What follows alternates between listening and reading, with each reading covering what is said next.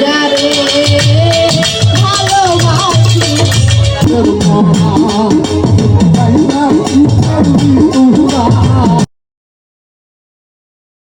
Hello everyone, আসসালামু আলাইকুম। সবাই কেমন আছেন? আশা করি ভালো আছেন। তো ব্লগটা কি নিয়ে হতে যাচ্ছে আপনারা কিন্তু ইন্ট্রো দেখেই বুঝে গেছেন। তো প্রত্যেকবারই কিন্তু আমার ফুফুদের বাসায় গান হয়, কিন্তু আমরা যাই না।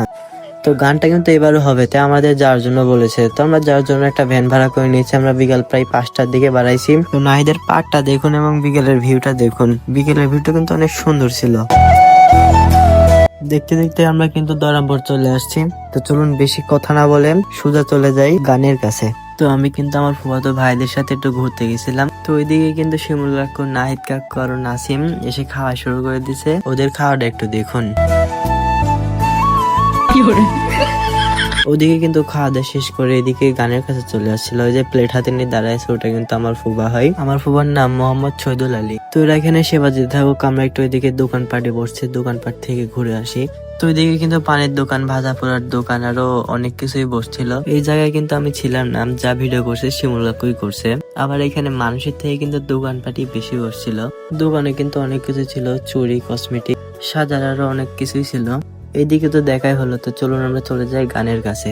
গান শুরু হওয়ার আগে কিন্তু অত লোকজন ছিল না, আর এখন কিন্তু অনেক লোকজনই চলে আসছে। তো গানটা শুনে আসি আগে।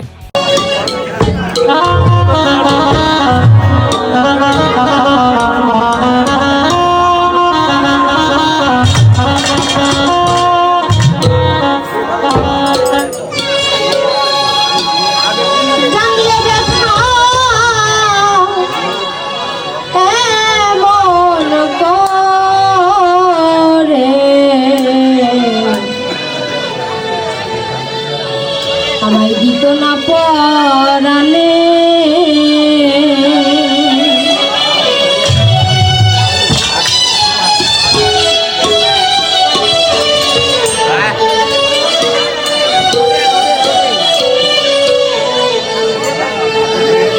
আমি যারে ভালোবাসি সে কি রে তা জানে।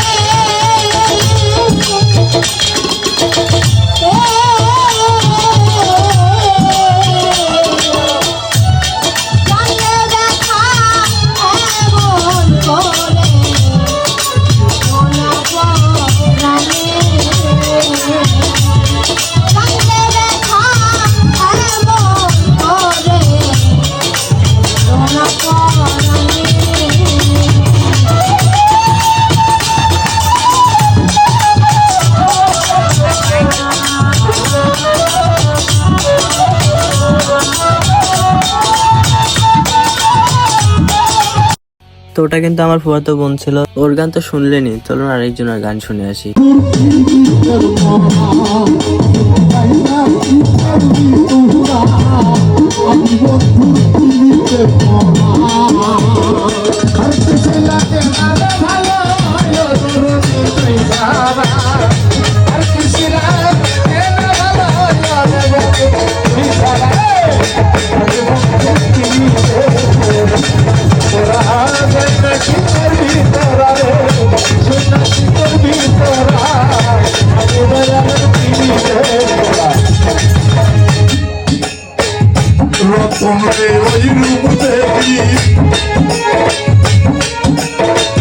দেখলাম নয়নে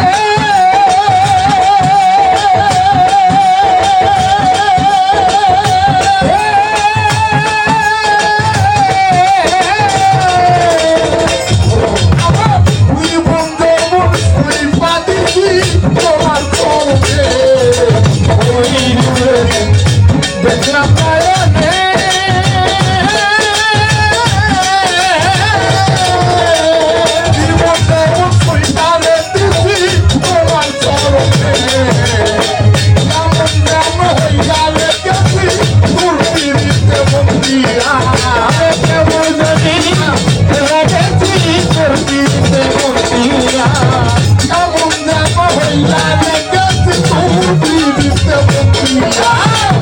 তো এটা কিন্তু তালে উঠে গেছে দেখেন। তাও এদের সাউন্ড সিস্টেমটা কিন্তু তো ভালো ছিল না। তো আমি কিন্তু কোনোদিনও গান বলি নাই মঞ্চে উঠে সবার সামনে। তো আমারও কিন্তু অনেক শখ ছিল এইভাবে গান বলবো। তো শিমুল কাকু আমাকে বললো যে একটা গান বলো, যাও।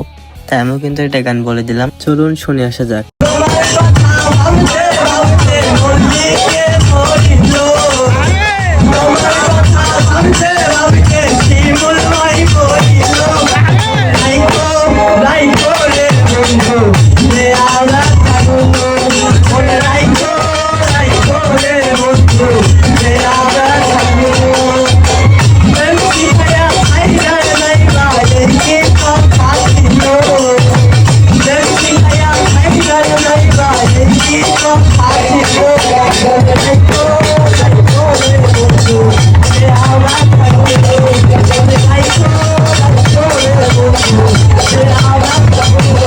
তো ওইদিকে রাতে গান টান সব শেষ করে আমরা কিন্তু সকালবেলা রওনা দেওয়ার জন্য বাইরে চলে আসছি।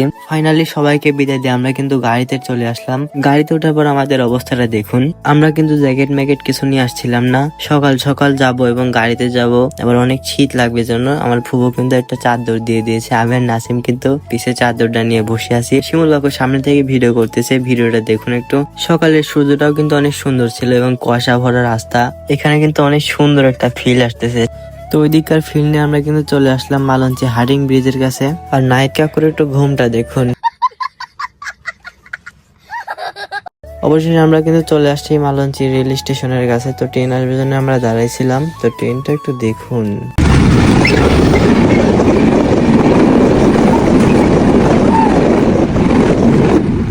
ট্রেনম্যানকে বিদায় দিয়ে আমরা কিন্তু চলে আসছি প্রায় বাসার কাছে। যাই হোক, ব্লগটা আজকে এই পর্যন্তই শেষ। নেক্সট ব্লগে আপনাদের সাথে দেখা হবে। সবাই ভালো থাকবেন, সুস্থ থাকবেন।